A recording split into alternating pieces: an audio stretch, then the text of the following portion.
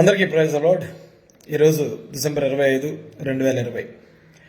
ఈరోజు ప్రపంచవ్యాప్తంగా ఉన్న క్రైస్తవులందరూ ఎంతో ఉత్సాహంగా క్రిస్మస్ పర్వదినాన్ని జరుపుకుంటూ ఉంటారు. యేసుక్రీస్తు పుట్టినరోజు అని. క్రైస్తవ సోదరులందరికీ హృదయపూర్వక క్రిస్మస్ శుభాకాంక్షలు ఫ్రమ్ మహాసేన ఫ్యామిలీ. అండ్ ఈ రోజుకి ఇంకొక ప్రాముఖ్యత కూడా ఉంది. డాక్టర్ బాబాసాహెబ్ అంబేద్కర్ గారు మనుస్మృతిని దహనం చేసిన రోజు కూడా.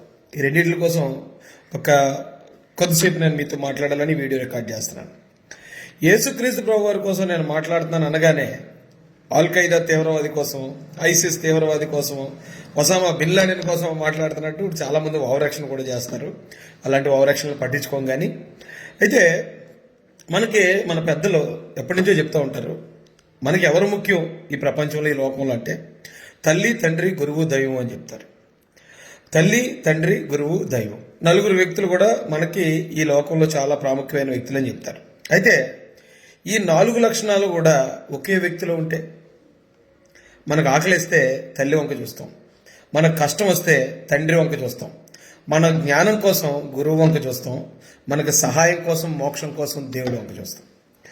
మీరు యేసుక్రీస్తు ప్రభు వారి ఆయన జీవన విధానాన్ని బైబిల్లో తెలిసిన వాళ్ళు చాలామంది ఉంటారు. బైబిల్ ప్రకారం ఆయన ఆకలితో ఉన్నప్పుడు 5 రొట్టెలు 2 చిన్న చేపల్ని 5,000 మందికి పంచి వాళ్ళ ఆకలి తీర్చి తల్లి స్థానాన్ని ఫుల్ఫిల్ చేశారు ఆయన. అలాగే మన కష్టంలో ఉన్నప్పుడు తండ్రి వంక చూస్తాం. అంటే అనారోగ్యంలో ఉన్నవాళ్ళు, వాళ్ళ ఇంట్లో అసాధారణంగా అకస్మాత్తుగా చావులు వచ్చిన వాళ్ళు, వాళ్ళంతా కూడా ఒక తండ్రి స్థానంలో ఉన్న యేసుప్రభుని ఆశ్రయించగానే వాళ్ళ రోగాలు తగ్గించాడు ఈయన. వాళ్ళ ఇంట్లో చనిపోయిన వాళ్ళని తిరిగి ప్రాణాలతో లేపారు. అంటే తండ్రిలాగా ప్రతి కష్టంలో కూడా ఆయన తోడున్నారు.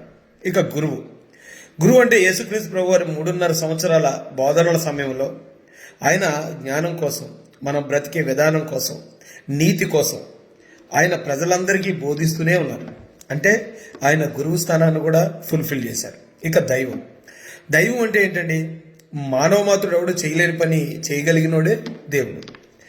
మనం ఎవడన్నా ఒకటి చమ్మె కొడితే తిరిగి చమ్మె కొట్టడం ఈజీ, కానీ కొట్టే శక్తుడు కూడా క్షమించటం చాలా కష్టం. తల్లిదండ్రులు కలయిక లేకుండా ఏ ఒక్క మనిషి కూడా భూమి మీదకి రాలేదు. కానీ కేవలం తల్లి ద్వారా ఈ భూమి మీదకి వచ్చిన పరిశుద్ధుడు ఎవరైనా ఉన్నారంటే ఆయన యేసుక్రీస్తు ప్రభు వారు. ఈ మాట నేనంటాం కాదండి. దాదాపుగా ప్రపంచంలో ఉన్న 200 దేశాలు, దాదాపుగా ఉన్న 200 దేశాల్లో 170 దేశాలైన క్రైస్తవ ముస్లిం దేశాల్లో వాళ్ళు ఎంతో పవిత్రంగా ఆరాధిస్తున్న బైబిలు మరియు ఖురాన్ అవి చెప్పాయి ఈయన పరిశుద్ధంగా పుట్టాడు.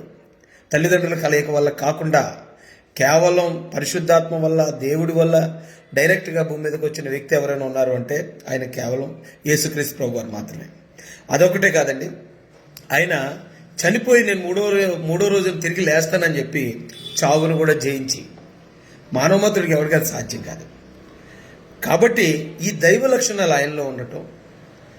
ఇంకొకటి అంటారు మన వాళ్ళు, 3 మేకులు పీక్కోలేకపోయారు, ఆయన దేవుడు ఏంటి అంటారు. మీకు ఒక మాట గుర్తు చేస్తాను, అది మన భారతీయ పెద్దలు చెప్పిందే. పాప పరిహారార్థం రక్త ప్రోక్షణం అవశ్యం అని చెప్పి మన వేదాల్లో రాసిందని చెప్తారు పెద్దలు.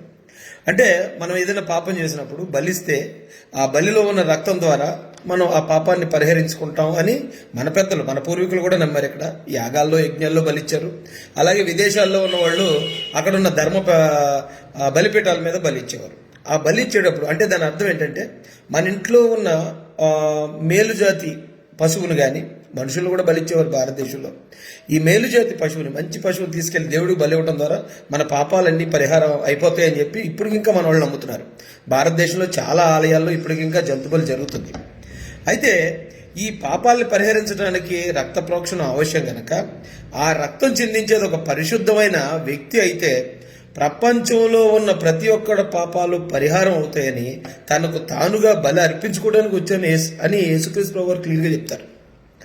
తనకు తానుగా బలి అర్పించుకోవడానికి వచ్చాడు కాబట్టి ఆయన ఇక్కడ ఉన్న వాళ్ళని అలా సిలువేస్తున్నప్పుడు, చంపుతున్నప్పుడు ఆయన ఎదిరించలేదు. ఆయన వచ్చిందే ప్రపంచ మానవాళి పాపాల కోసం బలి అవ్వడానికి.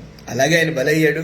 అలాగే ప్రపంచంలో ఉన్న ప్రతి ఒక్కరి పాపాలని కూడా ఆయన పరిహారం చేశారు. బలి అయిన తర్వాత 3 రోజులు లేస్తానన్నారు. మళ్ళీ 3వ రోజులు లేచి ఆయన మనం పరలోకానికి వెళ్ళటం బైబిల్లో క్లియర్గా చూస్తాం. బైబిల్లో ఎవరైనా ఇప్పుడు మనం యేసుక్రీస్తు ప్రభు వారిని నమ్మాలనుకుంటే బైబిల్ ఏం చెప్తుందో అది చదవండి. అంతేగాని యేసుక్రీస్తు ప్రభు అని లేకపోతే క్రైస్తవులు అంటే గిట్టనోళ్ళు బైబిల్ని బేస్ చేసుకుని రాసిన ఇతర గ్రంథాలు చదివితే యేసుక్రీస్తు ప్రభు వారి కోసం ఏం తెలుస్తుందండి? కాబట్టి ఈ తల్లి, తండ్రి, గురువు, దైవం అని మన భారతీయ పెద్దలు కూడా చెప్పారు. ఆ అన్ని లక్షణాలు మనకి యేసుక్రీస్తు ప్రభు వారిలో కనిపిస్తాయి.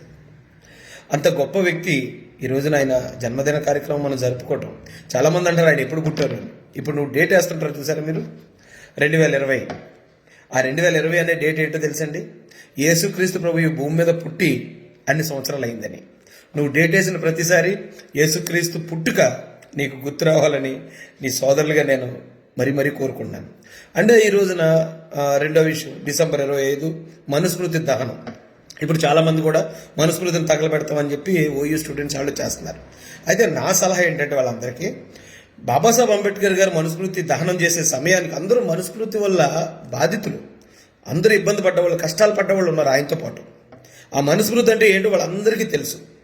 ఇప్పుడు మనుస్మృతి అంటే ఏంటో చాలామందికి తెలియదు. మనుస్మృతిలో ఏం రాసిందో చాలామందికి తెలియదు. దానివల్ల ఏమవుతుంది, మీరు మనుస్మృతి దానం అనగానే చాలామంది హిందూ పురాణాలని, హిందూ గ్రంథాన్ని తగలబెడుతున్నారని చెప్పి ఇక్కడున్న అమాయక హిందూ సోదరుల్ని అంబేద్కరిస్టుల మీదకి రెచ్చగొట్టే పరిస్థితి చేస్తున్నారు. అంబేద్కర్ గారు హిందూ కోడ్ బిల్ అని చెప్పి స్త్రీల హక్కుల కోసం రాస్తే అది హిందువులకు వ్యతిరేకమైన బిల్ అని చెప్పి ప్రజల్లో ప్రచారం చేసిన పెద్ద మనుషులు ఉన్నారు మన దేశంలో. కాబట్టి ప్రతి డిసెంబర్ 25న మనుస్మృతి దహనం కాకుండా మనుస్మృతి పఠన దినం పెట్టండి. అంటే మనుస్మృతి చదివి వినిపించండి, ప్రతిరోజు చదివి వినిపించండి. అప్పుడు ఆ మనుస్మృతిలో మనుషుల్ని పశువుల కన్నా ఎంత హీనంగా రాశారనేది ప్రజలందరికీ అర్థమవుతుంది. అప్పుడు వాళ్లే తగలబెడతారు మనుస్మృతిని. సోదరులారా, మళ్ళీ చెప్తున్నాను, ఈరోజు క్రైస్తవ సహోదరులందరికీ హృదయపూర్వక క్రిస్మస్ పర్వదిన శుభాకాంక్షలు. అలాగే మనుస్మృతి దహనం కాకుండా మనుస్మృతి పఠనం చేయాల్సిందిగా మేధావులందరికీ నేను మహాసేన నుంచి సలహా ఇస్తున్నాను అనుకోండి. Thank you so much. జై భీమ్, జై భారత్, జై మహాసేన.